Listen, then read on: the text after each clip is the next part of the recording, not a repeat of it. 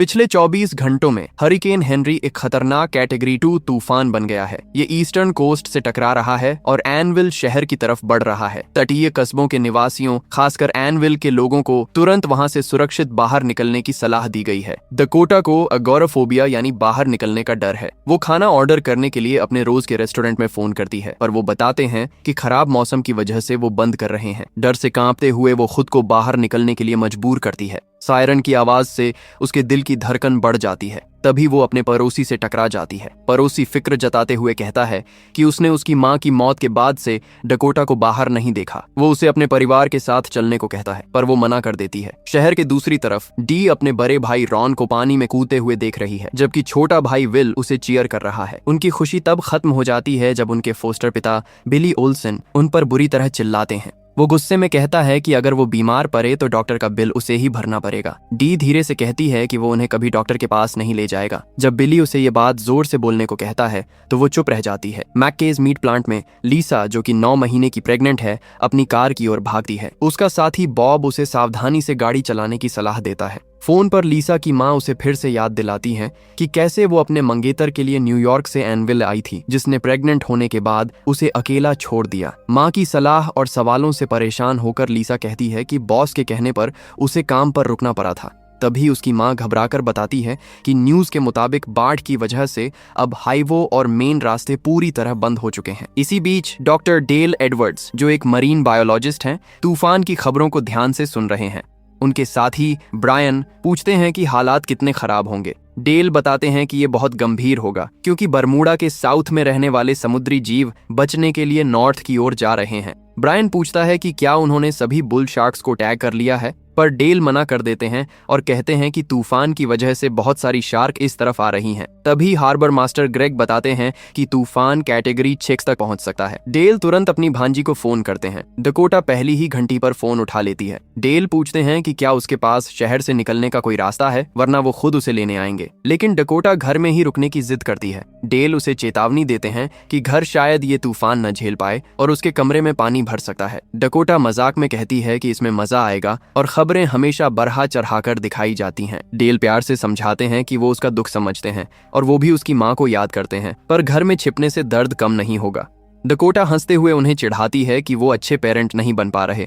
Del भी हंसते हुए कहते हैं कि वो अभी सीख रहे हैं और वादा करते हैं कि जितनी जल्दी हो सके उसे लेने आएंगे। दूसरी तरफ कार में बिली भाई बहनों को बिना इजाजत घर से बाहर जाने के लिए बुरा भला कह रहा है। वो उन्हें गालियां देता है और धमकी देता है कि अगर उन्होंने तमीज से बर्ताव नहीं किया तो वो उन्हें वापस फोस्टर केयर भेज देगा। खिड़की से बाहर देखते हुए रॉन नोटिस करता है कि लोग शहर छोड़कर जा रहे हैं और पूछता है कि क्या उन्हें भी निकलना चाहिए, पर बिली लापरवाही से कहता है कि ये सिर्फ मामूली हवा और बारिश है। तभी न्यूज में बताया जाता है कि हरिकेन हेनरी अब कैटेगरी 5 का तूफान बन चुका है। डकोटा अपने फोन पर अपनी मां के साथ खेलती हुई एक पुरानी वीडियो देखती है, जिसे उसके पिता ने रिकॉर्ड किया था। इसी दौरान बिली बच्चों को लेकर घर पहुंचता है। डी उत्सुकता से पूछती है कि अगर बरहता हुआ पानी खिड़कियां तो डो दे तो क्या होगा। बिली जवाब देता है कि शीशे मजबूत हैं। फिर वो बेसमेंट में जाता है और अपनी पत्नी रेचल से मिलता है। वो गुस्से में कहता है कि उसने उन कमबख्त बच्चों को नदी के पास पकड़ लिया था। रेचल उसे शांत रहने को कहती है और याद दिलाती है कि उन्हें उन बच्चों की देखभाल करने के लिए पैसे मिलते हैं। तभी डी वहां आ जाती है और कहती है कि उन्हें भूख लगी है। बिली उस पर बुरी तरह चिल्लाता है और कहता है कि ये उसके मतलब की बात नहीं है। रेचल उसकी तरफ ब्रेड का एक पैकेट फेंकती है और बिली उसे दोबारा वहां नीचे न आने की चेतावनी देता है। दूसरी तरफ जैसे ही डेल अपनी नाव से उतरते हैं, जो नाम का एक न्यूज रिपोर्टर उन्हें रोक लेता है और सुबह हुए शार्क के हमले पर उनकी राय मांगता है। डेल हैरान होकर पूछते हैं कि वो किस घटना की बात कर रहे हैं। जो बताता है कि मर्टल बीच पर एक जोरे पर ग्रेट व्हाइट शार्क ने हमला किया था और चश्मदीदों का कहना है कि उन्होंने 2 शार्क देखी थीं। डेल कहते हैं कि ग्रेट व्हाइट कभी झुंड में शिकार नहीं करती, ये जरूर बुल शार्क होंगी। कहीं और लीसा मदद के लिए फोन करने की कोशिश करती है, लेकिन उसके आसपास का इलाका बिल्कुल सुनसान है। जैसे ही वो अपनी कार में बैठती है, उसकी मां का फोन आता है, पर सिग्नल चले जाते हैं। खुद को शांत करने के लिए लीसा म्यूजिक चला लेती है। न्यूज पर एक रिपोर्टर उन लोगों को सलाह देता है जो शहर में ही रुक गए हैं कि वो पक्के मार्कर से अपना नाम अपने हाथ पर लिख लें, ताकि तूफान खत्म होने के बाद उनकी लाशों की पहचान की जा सके। कुछ ही देर में अचानक बिजली कट जाती है। जल्द ही बांध टूट जाता है और समुद्र का पानी शहर में घुसने लगता है। लगता है। लीसा भारी बारिश में गाड़ी चलाते हुए बॉब के पास पहुंचती है। बॉब उसे पीछे मुड़ने को कहता है क्योंकि उस तरफ पैर गिर रहे हैं, लेकिन जब वो पानी के बहने की आवाज सुनते हैं तो वो उसे सीधे जाकर किसी ऊंचाई वाली जगह पर पहुंचने को कहता है। लीसा रास्ते में फंसी टहनियों से आगे निकलने की कोशिश करती है पर निकल नहीं पाती। बॉब आगे बढ़ता है लेकिन कुछ ही पलों में बाढ़ का पानी उससे टकरा जाता है। डकोटा अपनी खिड़की से बाहर देखती है और पानी का स्तर इतनी तेजी से बढ़ते देख दंग रह जाती है। बिली के घर पर बच्चे तेजी से बढ़ते पानी को देख रहे हैं और बिली को चेतावनी देने की कोशिश करते हैं। बिली इसे नजरअंदाज करते हुए कहता है कि ये बस थोड़ा सा पानी है। रेचल उसे समझाती है कि उन्हें तुरंत निकलना होगा। रॉन सुझाव देता है कि उन्हें उसके ट्रक का इस्तेमाल करना चाहिए क्योंकि उसमें स्नॉर्कल लगा है। रेचल को ये विचार बेवकूफी भरा लगता है, लेकिन बिली मान जाता है और कहता है कि लड़का सही कह रहा है। बाहर सड़कों पर अब सब कुछ पानी में डूब चुका है। लीसा की कार पानी के बहाव में बहने लगती है और एक बड़ी टहनी में फंस जाती है, जिससे वो अंदर ही कैद हो जाती है।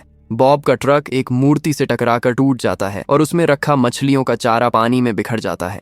अपनी खिड़की से डकोटा को पास ही एक टहनी में फंसी हुई कार दिखाई देती है। वहीं पास में नाव पर सवार दो आदमी अपने ट्रक की ओर बढ़ रहे होते हैं। तभी उन्हें एक औरत के चिल्लाने की आवाज सुनाई देती है। उनमें से एक पानी में कूदकर लीसा की कार की ओर तैरने लगा है। वो उसे शांत रहने को कहता है और वादा करता है कि वो उसे बाहर निकाल लेगा। फिर वो अपने साथी से ट्रक से कटर लाने को कहता है, लेकिन तभी अचानक उसे कोई चीज पानी के नीचे खींच लेती है। दूसरा आदमी अपने दोस्त को आवाज लगाता है पर कोई जवाब नहीं मिलता। वो लीसा से कहता है कि वो उसे ढूंढने जा रहा है, लेकिन लीसा घबरा जाती है और उससे न जाने की भीख मांगती है। ये सब अंदर से देख रही डकोटा जोर से चिल्लाती है, शार्क! लीसा तुरंत बात समझ जाती है और उस आदमी को दूर भागने के लिए चिल्लाती है। वो आदमी देखता है कि कैसे उसका दोस्त शार्क का शिकार बन जाता है।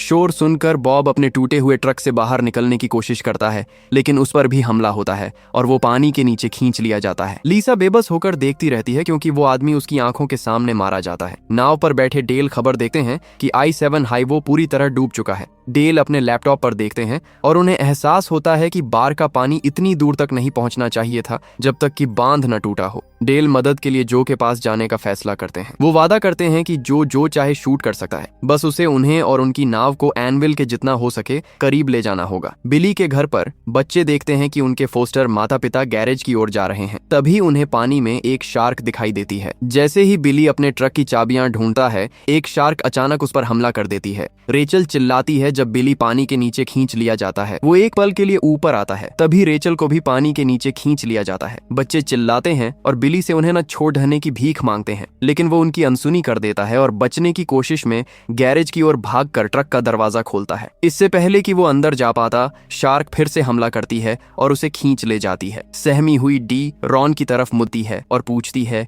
कि क्या इसका मतलब ये है कि उन्हें अब नए फोस्टर माता पिता मिलेंगे। रेचल, जो अभी एक पल के लिए जिंदा थी, मदद के लिए पुकारती है, लेकिन शार्क उस पर बेरहमी से हमला कर उसे पानी के नीचे ले जाती है। डकोटा पागलों की तरह मदद के लिए फोन करने की कोशिश करती है, जबकि लीसा अपनी आधी डूबी हुई कार के अंदर से चिल्लाती रहती है। डकोटा उसे बताती है कि वो मदद बुला रही है, पर लीसा घबरा जाती है और कहती है कि पानी बहुत तेजी से बढ़ रहा है। डकोटा कहती है कि वो उसकी मदद कैसे कर सकती है क्योंकि चारों तरफ शार्क घूम रही हैं और उन्होंने अभी अभी 2 आदमियों के टुकड़े कर दिए हैं। खुद को संभालने की कोशिश करते हुए लीसा बताती है कि वो प्रेग्नेंट है और वो अपने बच्चे को पहली सांस लेने से पहले मरने नहीं देगी। डकोटा एक पल के लिए टूट जाती है और रोने लगती है, लेकिन फिर वो खुद को संभालती है और लीसा से कहती है कि वो उसकी मदद करने आ रही है। डकोटा रसोई में जाकर एक चाकू उठाती है। वो बहुत डरी हुई है, लेकिन लीसा उसकी हिम्मत बढ़ाती है। जैसे ही डकोटा बाहर कदम रखती है, उसका पैर फिसलता है और वो पानी में गिर जाती है, पर तुरंत संभल कर कार के ऊपर चियार जाती है। वहां से वो पास की छत पर कूदती है, जबकि शार्क नीचे चक्कर काट रही होती है। हिम्मत जुटाकर वो वापस पानी में उतरती है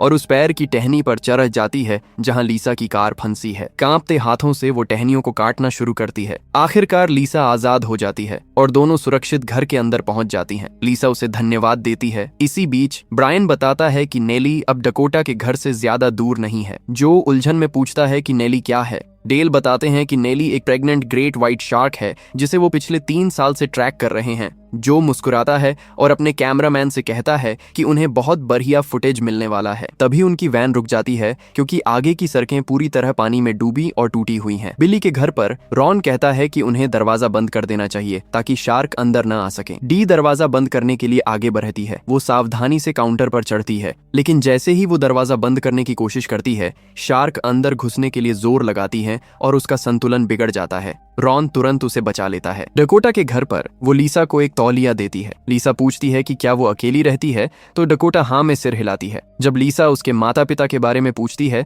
तो डकोटा बताती है कि उसके पिता की मौत सालों पहले हो गई थी और उसकी माँ का निधन भी कुछ महीने पहले ही हुआ है। लीसा धीरे से माफी मांगती है। फिर वो डकोटा से पूछती है कि क्या छत पर जाने का रास्ता है और डकोटा हाँ कहती है। लीसा समझाती है कि उन्हें बचाव दल को इशारा देने के लिए छत पर डिस्ट्रेस साइन बनाना होगा ताकि उन्हें पता चल सके कि वो अंदर हैं। तभी अचानक लीसा दर्द से कराह उठती है क्योंकि उसे कंट्रैक्शंस शुरू हो जाती है। लीसा कहती है कि शायद बच्चा होने वाला है। डकोटा कुछ पर्दे इकट्ठा करती है और छत पर हेल्प का साइन बनाकर वापस अंदर आती है। लीसा फिर डकोटा से चेक करने को कहती है कि बच्चा बाहर आने के कितना करीब है। डकोटा थोड़ा हिचकिचाती है पर लीसा उसे भरोसा दिलाती है। जब डकोटा चेक करती है तो वो हैरान रह जाती है। लीसा घबराकर पूछती है कि क्या सब ठीक है। डकोटा बताती है कि उसे बच्चे का सिर 2-3 इंच बाहर दिख रहा है। लीसा ठंडी आह भरती है और कहती है कि बच्चा उम्मीद से बहुत जल्दी आ रहा है, जो कि बुरा है क्योंकि ये घर अब ज्यादा देर तक टिक नहीं पाएगा। रात होते ही ब्रायन डेल को बताता है कि सिग्नल चले गए हैं।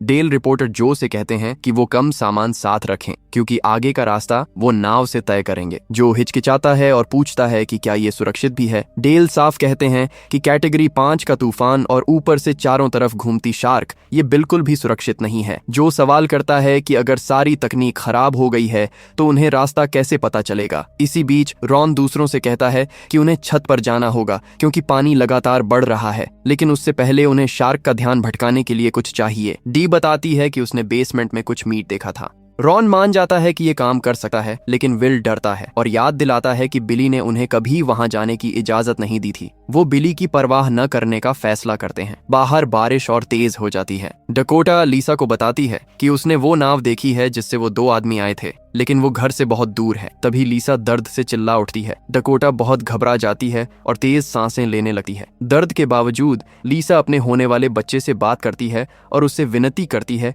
कि वो थोड़ा और रुक जाए क्योंकि अभी बाहर आना सुरक्षित नहीं है। डकोटा बाहर बढ़ते हुए पानी को देखती है और नाव लेने जाने की बात करती है, पर लीसा उसे चेतावनी देती है कि पानी में चारों तरफ शार्क हैं। तभी डकोटा को अपने अंकल की सिखाई एक बात याद आती है। उन्होंने बताया था कि वाइब्रेशन से ऐसी आवाज निकलती है जिससे शार्क को लगता है कि कोई घायल मछली है। डकोटा घर में मौजूद ऐसी हर चीज इकट्ठा करती है जिसमें वाइब्रेशन हो ताकि वो शार्क का ध्यान भटका सके। लीसा दर्द कम करने की दवाई मांगती है और डकोटा उसे एक बोतल देती है। फिर डकोटा उन वाइब्रेटिंग चीजों को अलग अलग प्लास्टिक बैग में डालती है और उन्हें पानी में दूर फेंक देती है। लीसा उसे धन्यवाद देती है और डकोटा सिर हिलाकर पानी में उतर जाती है। बिली के घर पर वो बच्चों से पूछता है कि क्या रेचल बच पाई, पर वो मना कर देते हैं। फिर रॉन बिली से भिड़ जाता है और कहता है कि वो उन्हें छोड़कर अकेले ट्रक में भागने की कोशिश कर रहा था। बिली झूठ बोलता है कि वो मदद लेने जा रहा था, पर रॉन उसकी बात पर यकीन नहीं करता। बिली फिर रॉन को ही बाहर जाकर मदद लाने का हुक्म देता है। दोनों के बीच बहस होती है क्योंकि चारों तरफ शार्क घूम रही हैं। बिली बेतुकी बात कहता है कि शार्क बच्चों को नहीं खाती क्योंकि उनकी गंध उन्हें पसंद नहीं होती। वो इसकी तुलना कुत्ते से करता है, जिस पर रॉन तुरंत कहता है कि उनके पड़ोस का कुत्ता तो अपनी गंदगी खुद खाता है। चिढ़कर बिली उस पर चिल्लाता है और उसे जाने को कहता है। विल की नजर फोस्टर केयर के चेक पर पड़ती है और वो कहता है कि ये बहुत सारे पैसे हैं। रॉन को यकीन नहीं होता और वो बिली के ढोंग पर गुस्सा करता है। बिली खुद मजे से स्टेक खाता है जबकि बच्चों को सिर्फ सादी ब्रेड देता है। बिली अचानक प्यार जताने का नाटक करता है और कहता है कि वो उनसे प्यार करता है, पर तुरंत ही अपनी असलियत पर आ जाता है। वो रॉन को धमकी देता है कि अगर वो मदद लेने नहीं गया तो वो जबरदस्ती उसे पानी में फेंक देगा। इससे पहले कि बात और बढ़ाती, डी अचानक बिली को लात मारकर पानी में गिरा देती है। कुछ ही सेकंड में एक शार्क उस पर हमला कर उसे खा जाती है। डी रॉन से कहती है कि जब तक शार्क वहां बिजी है वो जल्दी से बेसमेंट में चला जाए। रॉन नीचे पानी में गोता लगाता है और स्टेक उठाने में कामयाब रहता है। उसकी नजर पास रखी बंदूकों पर भी पड़ती है, पर वो फंसी हुई है।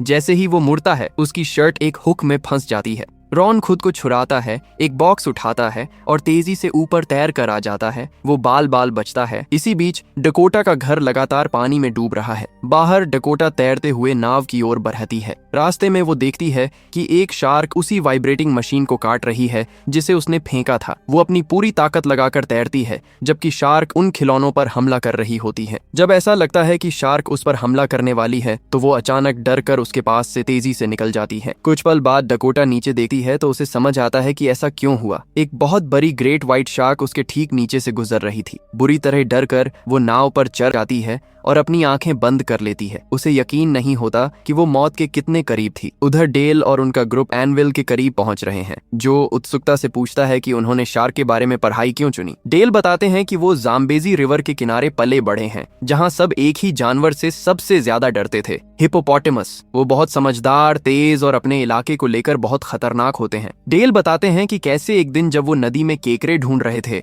तब एक हिप्पो ने अचानक उन पर हमला कर दिया। जैसे ही वो हमला करने वाला था, 2 बुल शार्क्स ने उस पर धावा बोल दिया। डेल को आज भी याद है कि उन्होंने उस दिन हिप्पो की आंखों में वो देखा जो पहले कभी नहीं देखा था, डर। वो कहते हैं कि तभी से शार्क में उनकी दिलचस्पी शुरू हुई। जो पूछता है कि क्या उन्होंने कभी ऐसी किसी चीज के बारे में जाना जिससे बुल शार्क्स डरती हों। डेल सिर हिलाकर कहते हैं कि वो बड़ी शार्क से दूर रहती हैं और खास किस्म का बिजली का करंट भी उन्हें भटका देता है। तभी ब्रायन चिल्लाता है कि सिग्नल वापस आ गया है। डेटा चेक करने पर उन्हें पता चलता है कि एनविल के आसपास का पानी शार्क से भरा हुआ है। सुबह होते ही डकोटा नाव पर अचानक जागती है और देखती है कि उसका घर लगभग पूरा डूब चुका है। वो फिशिंग लाइन उठाती है और नाव चलाकर आगे बढ़ती है। घर के अंदर लीसा घबराने लगती है, लेकिन खुद को शांत करने के लिए म्यूजिक चला लेती है। इधर बिली के घर पर रॉन मीट का पैकेट खोलता है। वो बताता है कि वो बंदूक तो नहीं ला पाया, पर बेसमेंट से एक डिब्बा लाया है। अंदर उन्हें डायनामाइट की छड़ें मिलती हैं। वो मीट को डायनामाइट पर बांधकर पानी में फेंक देते हैं और शार्क के आने का इंतजार करते हैं, पर कुछ नहीं होता। तब विल याद दिलाता है कि उसने एक डॉक्यूमेंट्री में देखा था कि वाइब्रेशन शार्क को खींचती है, इसलिए वो पानी में कंपन पैदा करने लगते हैं। देखते ही देखते शार्क वहां चक्कर काटने लगती हैं। वो सुरक्षित जगह की ओर पानी में भागते हैं, पर रॉन की शर्ट फिर से फंस जाती है। हालांकि वो वक्त रहते खुद को छुड़ा लेता है। कुछ ही देर में डायनामाइट फटता है और शार्क मारी जाती है। डकोटा का घर आखिरकार बार के दबाव में गिर जाता है। लीसा को ऊपर की ओर तैरना पड़ता है और वो पानी के बीच ही दर्द से चिल्लाते हुए बच्चे को जन्म देती है। वो अपने नवजात बेटे को पानी से ऊपर उठाती है और उसे चुप कराती है। शार्क उसके आसपास चक्कर काटने लगती है। लीसा समझदारी दिखाते हुए बच्चे को एक तैरते हुए डिब्बे पर रख देती है और लकड़ी के एक नुकीले टुकड़े से शार्क को दूर रखने की कोशिश करती है। डकोटा चिल्लाती है कि वो बस पहुंचने ही वाली है। पास पहुंचकर वो देखती है कि एक शार्क पीछे से लीसा की ओर बढ़ रही है। वो तुरंत फिशिंग लाइन चलाती है। डकोटा लीसा से बच्चे को अपने पास ले लेती है, पर तभी एक शार्क नाव से टकराती है जिससे डकोटा का संतुलन बिगड़ जाता है। ठीक उसी वक्त डेल वहां पहुंच जाते हैं और पानी में एक मशीन फेंकते हैं जिससे बिजली का करंट निकलता है और शार्क भाग जाती है। फिर भी एक शार्क सीधे डकोटा और लीसा की तरफ लपकती है। डेल तुरंत उन दोनों को खींचकर नाव पर ले आते हैं। राहत महसूस करते हुए डकोटा अपने अंकल के गले लग जाती है। लीसा फोन मांगती है और जो उसे फोन दे देता है। वो अपनी माँ को फोन करके अपने बेटे को दिखाती है। डेल डकोटा से कहते हैं कि उसकी माँ को उस पर गर्व होता। ये सुनकर वो मुस्कुरा देती है। उधर बच्चे एनविल छिपकर फ्लोरिडा जाने का फैसला करते हैं। कुछ दिनों बाद ग्रेग नोटिस करता है कि एक और तूफान बन रहा है, एक नया कैटेगरी 5 तूफान जो फिर से अटलांटिक कोस्ट की ओर बढ़ रहा है। वीडियो देखने के लिए धन्यवाद। लाइक, शेयर और सब्सक्राइब करना ना भूलें। मिलते हैं अगले वीडियो में।